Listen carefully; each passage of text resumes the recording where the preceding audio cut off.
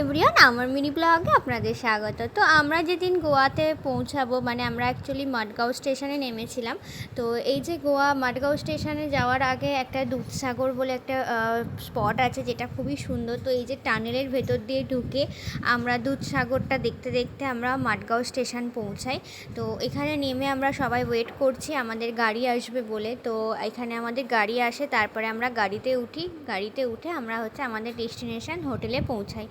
তো আমাদের 2টো রাত ট্রেনে কাটাতে হয়েছে। তারপরে এই যে গাড়ি এসে গাড়িতে ওঠার পরে আমরা একটা সুন্দর একটা ব্রিজ পেরোতে আমরা গিয়ে পৌঁছাই আমাদের হোটেল।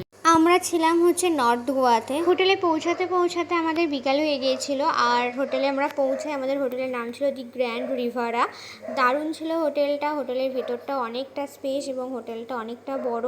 আর ভেতরে মানে হোটেলের বাইরেটাই ছিল একটা ছোট চার্চ, যেটা হোটেলে আমাদের রুম থেকে দেখতে পাচ্ছিলাম।